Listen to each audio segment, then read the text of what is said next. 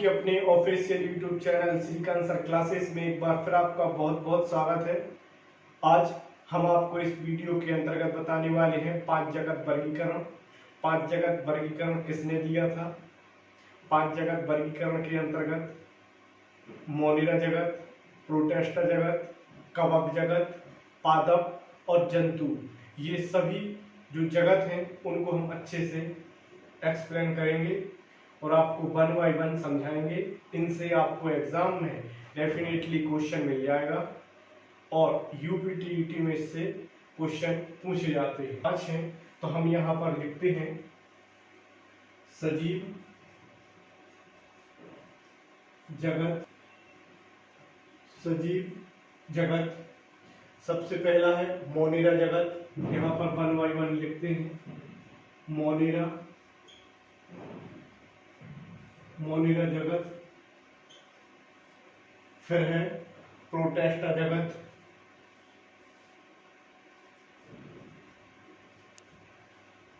Protista जगत। फिर है कवक जगत। कवक जगत। इसके बाद में है पादप जगत। पादप को कहते हैं हम पादप को कहते हैं हम फ्लोरा जगत। पादप जगत, इसको कहते हैं हम फ्लोरा। कई बार आपको पादप ना देखे फ्लोरा देते हैं एग्जाम में। 5वें नंबर पर है जंतु जगत, जिसे हम फौना कहते हैं। जंतु जगत, जिसे हम क्या कहते हैं? फौना। क्या कहते हैं? फौना कहते हैं। तो ये देखा आपने। अब देखते हैं कुछ कि मोनिरा जगत के अंतर्गत क्या आते हैं। प्रोटेस्टा जगत के अंतर्गत कौन कौन से जीव शामिल हैं। कवक जगत के अंतर्गत कौन कौन से जीव शामिल हैं। पादप जगत के अंतर्गत या फेलोरा के अंतर्गत कौन कौन से जीव शामिल हैं। जंतु जगत या फौना के अंतर्गत कौन कौन से जीव शामिल हैं। तो इसमें पूरे के पूरे जीवाणु आएंगे। जीवाणु, जिसको कहते हैं हम बैक्टीरिया, जीवाणु आएंगे। प्रोटेस्टा में अमीबा और पैरामीशियम। अमीबा और पैरामीशियम। अमीबा और पैरामीशियम इसके अंतर्गत आएंगे। कवक के अंतर्गत मशरूम या फंगी, जिसको हम कहते हैं फफूंद। मशरूम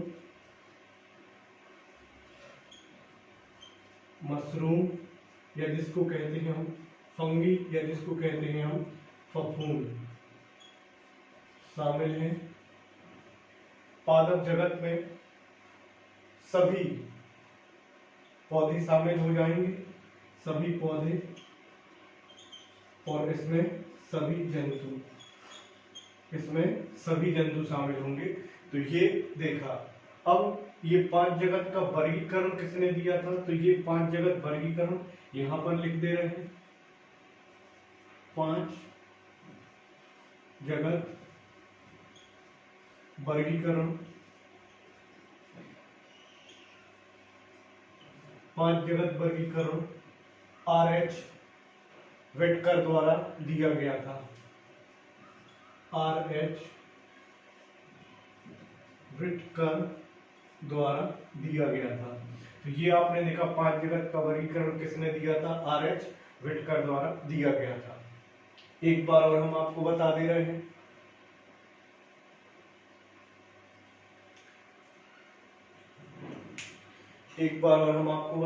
हैं। सजीव जगत, ये 5 जगत वर्गीकरण है। इसको R.H. विक्टर ने दिया था। सबसे पहले मोनिरा जगत के अंतर्गत जीवाणु शामिल होते हैं। प्रोटेस्टा जगत के अंतर्गत अमीबा और पैरामीशियम शामिल होते हैं। कवक जगत के अंतर्गत मशरूम और फफूंद शामिल होते हैं। पादप जगत के अंतर्गत जिसे फेलोरा कहते हैं, पौधे शामिल होते हैं। जंतु जगत जिसे फौना, उसमें जंतु शामिल होते हैं। तो अब हम इसको करते हैं रफ, और इसको सबसे पहले मॉलिक्यूलर जगत के अंतर्गत देखते हैं जीवाणु के बारे में, जिसको कहते हैं बैक्टीरिया। जीवाणु के जनक कौन है? जीवाणु के कुछ लाभ होंगे, क्या होते हैं, और कुछ हानि होंगी। तो इससे हानि क्या होती है देखते हैं हम, 1 बाय 1 अच्छे से आपको बताते हैं। अब देखते हैं जीवाणु। तो जीवाणु का नाम किसने दिया था? जीवाणु का नाम सबसे पहले एंटनी वन ल्यूवेनहॉक, जिसको एंटनी वन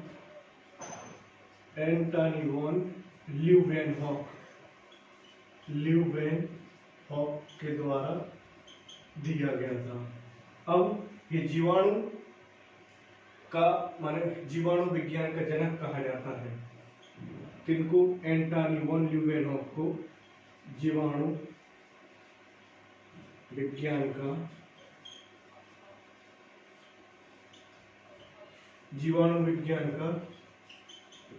जनक कहा जाता है।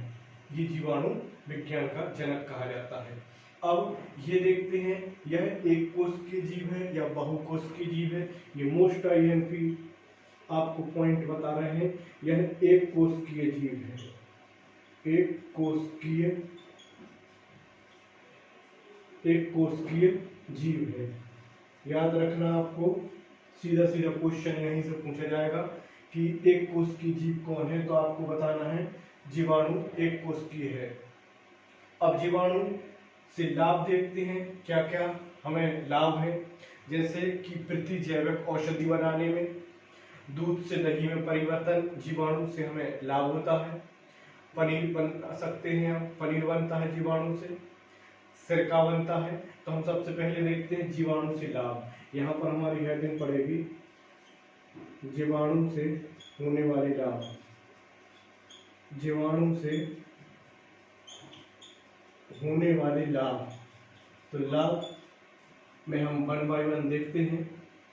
यहीं पर आपको बता देना सबसे पहले जो लाभ है प्रतिजैविक औषधि बनाने में, प्रतिजैविक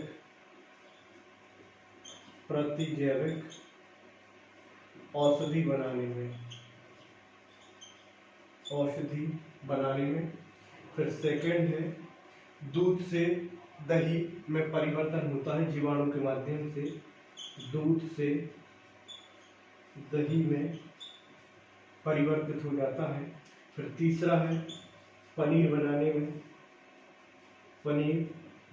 में, और फिर चौथा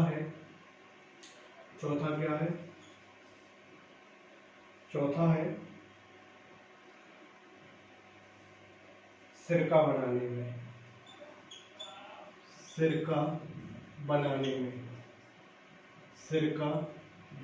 में, एक पॉइंट आपको बता दें, क्वेश्चन आपसे पूछा जाता है कि दूध से दही में परिवर्तन हो जाता है तो कौन सा बैक्टीरिया उसमें शामिल होता है? तो लैक्टोबैसिलस जीवाणु रहता है। मतलब ये दूध से दही में परिवर्तन होता है। तो खैर इतने लेवल के यूपीटीटी और सीटीटी एग्जाम में क्वेश्चन नहीं बनाता है, लेकिन फिर भी ये जीवाणु की बात हो रही है तो हम इसको जरूर कवर करेंगे। जब इतना पढ़ाया है तो इतना और सही। तो दूध से दही में परिवर्तन होता है लैक्टोबैसिलस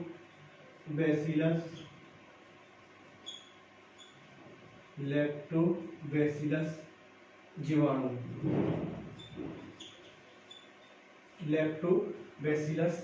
रहता है।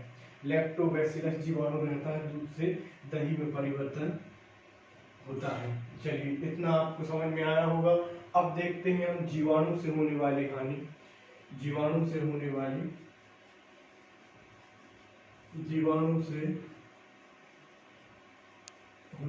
वाली हानि। पहली हानि, इससे हम बीमार हो सकते हैं, और सेकंड है इससे हम बीमार हो सकते हैं, और सेकंड है खाना या भोजन कह सकते हैं खराब हो जाता है। खराब हो जाता है। तो ये देखा आपने। अब देखते हैं जीवाणु से बचाव। मतलब अगर आपको ये जीवाणु से बचाव करना है तो जीवाणु से बचाव के लिए आपको क्या क्या करने पड़ेंगे हम उसको देखेंगे। लेकिन इतना एक बार आपको समझाते हैं, उसके बाद करते हैं रफ और फिर हम आपको बताते हैं। ये मोनिरा जगत के अंतर्गत जीवाणु शामिल है। जीवाणु एंटनी वन ल्यूवेनहॉक ने जीवाणु की खोज की थी और जीवाणु विज्ञान का जनक भी कहा जाता है। यह एक कोश के जीव है। जीवाणु से होने वाले लाभ, सबसे पहले प्रतिजैविक औषधि है एक प्रकार की। जीवाणु सिरका बनाने के काम में आता है। दूध से दही में परिवर्तन होता है, पनीर बनता है किससे? जीवाणु से। अब दूध से दही में परिवर्तन होता है, बैक्टीरिया का नाम है लैक्टोबैसिलस बैक्टीरिया। अब है जीवाणु से होने वाली हानि, तो इससे हम बीमार पड़ सकते हैं या भोजन खराब हो सकता है और अधिकांश खराब होता है। अब हम इसको रफ करते हैं और रफ करने के बाद हम बताते हैं जीवाणु से होने माने जीवाणु से बचाव, मतलब हम उसको किस प्रकार से बचा सकते हैं। जैसे कि अचार या मुरब्बा बना रहे तो आप उसको सड़ने से बचाने के लिए, जैसे अचार बना रहे तो उसमें फफूंद ना लगे, तो आप उसको बचाने के लिए क्या कर सकते हैं? आप नमक का यूज कर सकते हैं या फिर आप उसको गर्म कर दें। जैसे कि दूध से दही में परिवर्तन हो जाता है, दूध कहीं ना कहीं बैक्टीरिया उसमें आ जाता है। दूध को टेम्परेचर और एक सही टेम्परेचर पर हम गर्म करें तो खराब नहीं होगा। ऐसे ही हम कोल्ड स्टोरेज में रखें तो खराब नहीं होगा। आपने मटर वगैरह देखे होंगे कोल्ड स्टोरेज में रखे जाते हैं और कहीं ना कहीं बहुत समय तक चलते हैं। अब हम आपको बताते हैं जीवाणु से जीवाणु के बचाव। अब इसको इतना आपको समझ में आया होगा, अच्छे लेवल से समझ में आया होगा। ये मान के चलिए कि अगर हम ऑफलाइन क्लास में पढ़ा रहे होते तो इसके लिए टाइम पूरा 2 दिन जाता, क्योंकि यहाँ पर हमें केवल आपको समझाना है और आपको समझना है। ऑफलाइन क्लास में यदि पढ़ा रहे होते तो यह क्लास बहुत लंबी खिंचती। अब देखते हैं हम जीवाणु से बचाव। जीवाणु से बचाव, जीवाणु से बचाव में सबसे पहले देखते हैं हम 3 प्रकार से हम बचाव कर सकते हैं।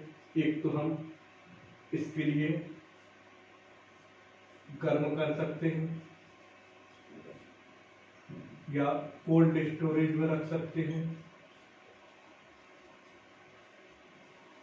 कोल्ड स्टोरेज में रख सकते हैं या फिर नमक का उपयोग कर सकते हैं।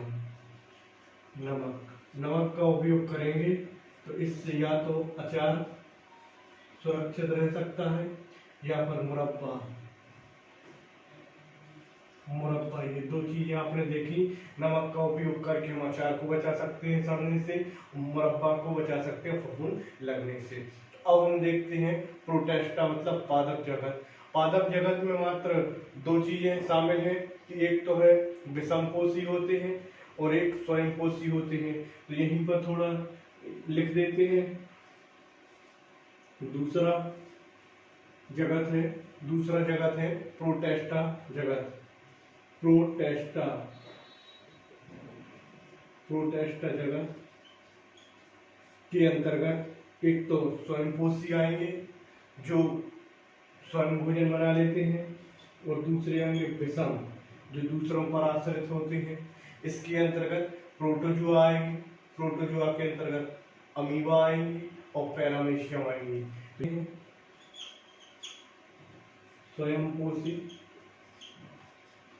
और एक आते हैं विषमपोषी।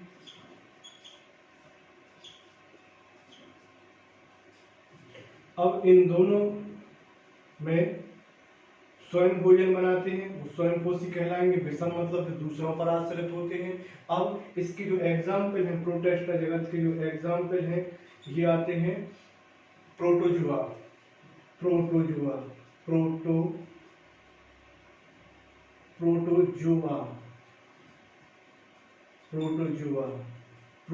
में कौन शामिल है? एक तो है अमीबा और दूसरा है पैरामीशियम। एक तो है अमीबा और दूसरा है पैरामीशियम।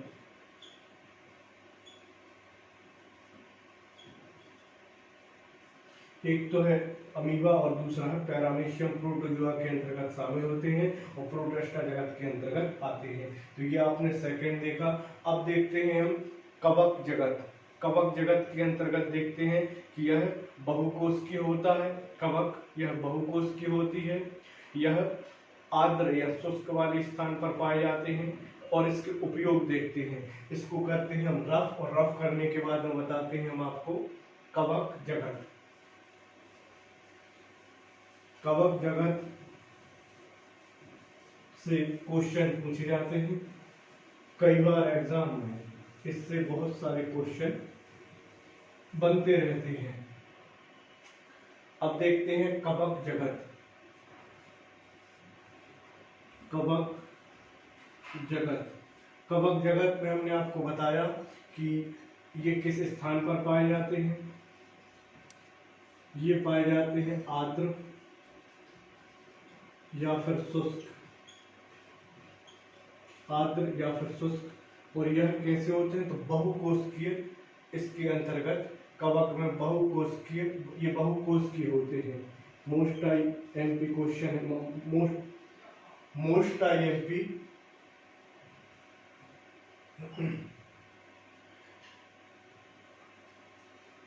बहुकोशिकीय होते हैं, बहुकोशिकीय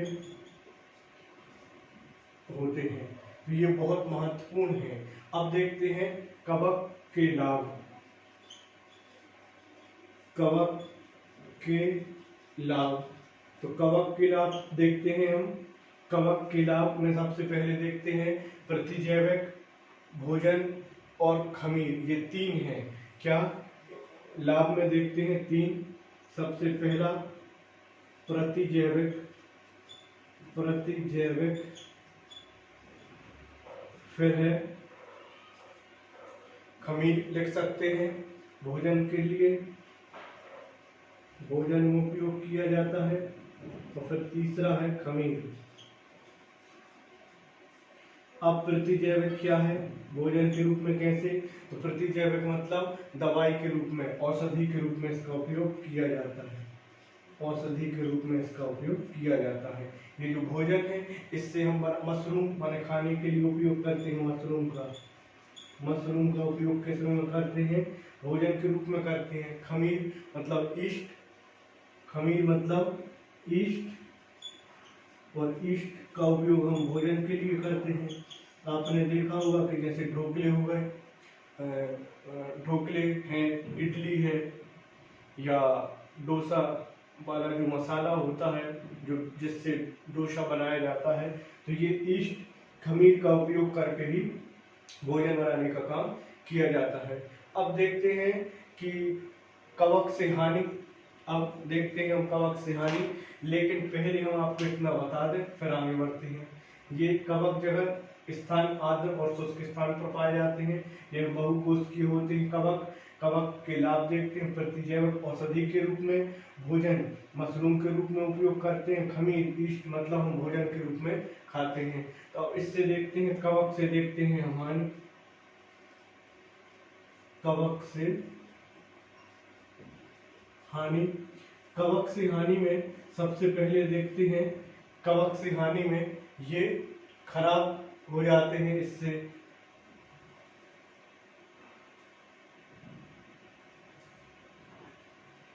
खराब हो जाते हैं। जो भी कवक से हानि यही है कि मान लीजिए सब्जी वगैरह खराब हो जाती, और अपमार्जक मतलब सड़ जाते या गल जाते, अपमार्जक, अपमार्जक। तो ये देख लिए हमने हानि, हानि से खराब हो जाती है सब्जी है या अदर कोई भी जिसमें कवक रहती है तो खराब हो जाती है।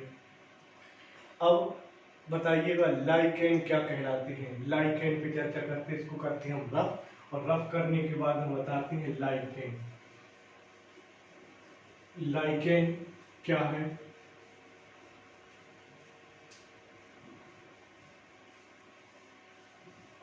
लाइकेन क्या है बताइएगा। लाइकेन, लाइकेन क्या है, सहजीविता क्या है, कवक प्लस शैवाल से बन के लाइकेन बनता है। तो हम चर्चा करते हैं लाइकेन पर।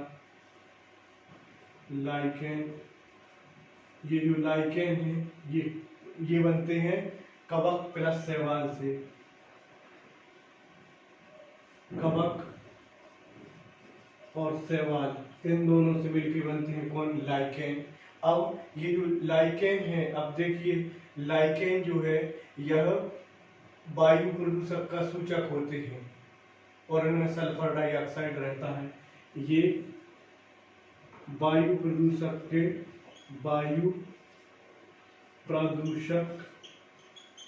के सूचक होते हैं। वायु प्रदूषक के सूचक होते हैं। वायु प्रदूषक के सूचक कैसे रहते हैं कि जहां पे ये लाइकेन लगे रहते हैं तो वहां पे यदि उनमें प्रदूषण है वायु में तो पौधे वहां पे मुरझा जाते हैं, तो इसीलिए वायु प्रदूषण का सूचक का कार्य करते हैं। अब बताइए सहजीविता क्या कहलाती है। सहजीविता, सहजीविता, सहजीविता का मतलब होता है कि परस्पर दो जीव एक साथ रह के परस्पर लाभ होता है, दो जीवों को एक साथ मिलकर लाभ होता है। तो आप इसमें केवल इतना वर्ड लिख लीजिए कि दो जीव एक साथ रहते हैं, दो जीव एक साथ परस्पर रहते हैं और एक दूसरे को क्या होता है, लाभ होता है। तो इसे कहते हैं हम सहजीविता। सहजीविता का आप समझ गए कि दो जीव एक साथ रहते हैं और परस्पर दोनों को लाभ होता है। अब ये देखा। अब सहजीविता में एक और है, सहजीविता में एक और एग्जाम्पल है। आपने देखा होगा बगुला भैंस की पीठ पर बैठ करके कीटों को खाता है। सहजीविता का एक और उदाहरण है कि बगुला भैंस की पीठ पर बैठ करके भैंस की पीठ पर बैठ करके कीटों को खाता है, कीटों को खाता है, जिससे भैंस को माने कीटों से आराम मिलता है या कीटों से वो छुटकारा मिलता है, बगुले को भोजन मिलता है। तो ये परस्पर सहजीविता दोनों अपने साथ में सामंजस्य बनाए रहते हैं। अब देखते हैं हम पादप जगत। पादप जगत के अंतर्गत देखते हैं कि वनस्पति कौन कौन सी माने पौधे कौन होते हैं, झाड़ी कौन होती है, एक बार और समझा दे रहे हैं। लाइकेन, कवक और शैवाल दोनों से मिलकर बने होते हैं लाइकेन जो है वायु प्रदूषण के सूचक होते हैं। इनमें सल्फर डाइऑक्साइड भी रहती है और सहजीविता दो जीव एक साथ परस्पर लाभ उठाते हैं। और सहजीविता का एक अच्छा कोई एग्जाम्पल है, बगुला भैंस की पीठ पे बैठ के कीटों को खाता है, जिससे बगलों को मिलता है भोजन और कीटों से छुटकारा भैंस को मिलता है। अब देखते हैं पादप जगत मतलब फेलोरा। पादप जगत मतलब फेलोरा।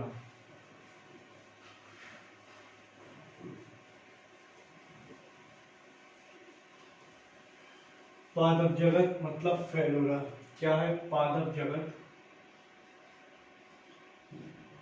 पादप जगत को कहते हैं फेलोरा। पादप जगत को कहते हैं फेलोरा। अच्छा ये बताइए वानस्पतिक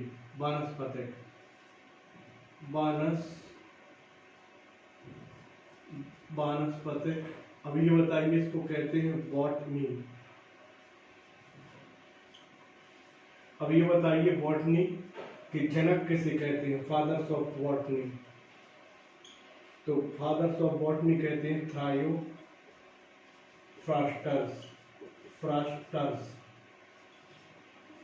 थ्रायोफ्रास्टर्स कहते हैं बॉटनी में जनक। अब ये पौधे क्या कहलाते हैं? पौधे क्या कहलाते हैं? एक क्वेश्चन तो ये है। फिर बताइएगा कि शाक इसके अंतर्गत आएंगे। देखो पौधे मेन हेडिंग पड़ेगी हमारे पौधे के अंतर्गत आएगी शाक के बाद में आएगी झाड़ी और झाड़ी के बाद में आएगी वृक्ष। तो ये अब ये शाक बताइए, ये सबसे पहले शाक क्या कहलाते हैं?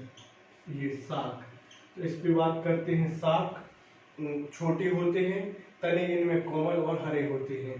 शाक छोटे होते हैं, इनमें तने कोमल होते हैं। बस ये 2 पॉइंट हैं, तो ये शाक के अंतर्गत आ जाएगी।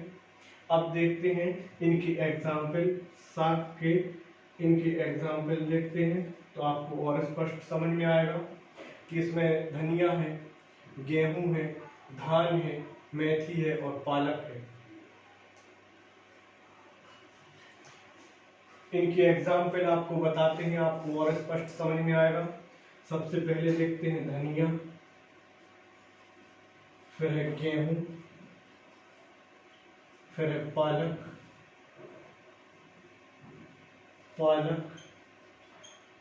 और फिर है मेथी। इन सब चीजों से आपको समझ में आ रहा होगा कि आपको आ गया होगा समझ में कि हम क्या बताना चाह रहे हैं। आप धनिया के स्थान पर और भी एक लिख सकते हो, धान लिख सकते हो, लिख दे रहे हैं धान। अब इसको करते हैं रफ, और रफ करने के बाद में देखते हैं झाड़ी। झाड़ी माने शाक से बड़ी होती हैं, तना इनका कठोर होगा और थोड़ा मोटा होगा और ये आधार के पास निकलती हैं। इसको मिटाते हैं, रफ करते हैं और रफ करने के बाद में बताते हैं क्या? झाड़ी। ये झाड़ी, झाड़ी के बारे में देखते हैं। ये शाक से बड़ी होती हैं, ये शाक से बड़ी होती हैं, तो इनका जो तना है वो कैसा होगा? कठोर होगा और मोटा होगा। इनका जो तना है, तना मोटा होगा और कठोर होगा। ये तना मोटा होगा और कठोर होगा। अब इनके एग्जाम्पल देखते हैं। इनके एग्जाम्पल में आता है जैसे गुलाब हो गया, नींबू हो गए और गुड़हल का वृक्ष, गुलहड़ की झाड़ी कह सकते हैं। जैसे कि गुलाब के बाद में नींबू, नींबू के बाद में गुलहड़, ये सभी होते हैं झाड़ी के अंतर्गत आते हैं। इनके एग्जाम्पल गुलाब, नींबू, गुलहड़। अब इसको हम करते हैं रफ, और रफ करने के बाद में बताते हैं, इसको करते हैं रफ, और रफ करने के बाद में बताते हैं वृक्ष। तो वृक्ष ये जो है झाड़ियों से होंगे बड़े, ये वृक्ष हैं, ये वृक्ष कैसे होंगे? झाड़ियों से होंगे बड़े, तना इनका मोटा और भारी रहेगा। तो चलिए देखते हैं वृक्ष। तीसरे नंबर पर वृक्ष, ये जो वृक्ष पर चर्चा करते हैं, ये झाड़ियों से बड़े होंगे, झाड़ी से बड़े। अब इनका जो तना है, इनका जो तना है ये कैसा? मोटा रहेगा और भारी रहेगा, मोटा रहेगा और भारी रहेगा। अब इनके एग्जाम्पल देखते हैं हम। इनके एग्जाम्पल देखते हैं आम, अमरूद, जामुन, नीम और पीपल। आम, नीम,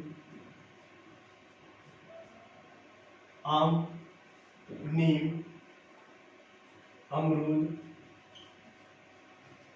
और पीपल। तो ये सब आते हैं वृक्ष में, आपने देख लिए। एक बार और बता दे रहा, वृक्ष के अंदर झाड़ी से थोड़े बड़े होंगे, इनका तना मोटा होता है और भारी होता है। एग्जाम्पल में आम, नींबू, अमरूद और पीपल।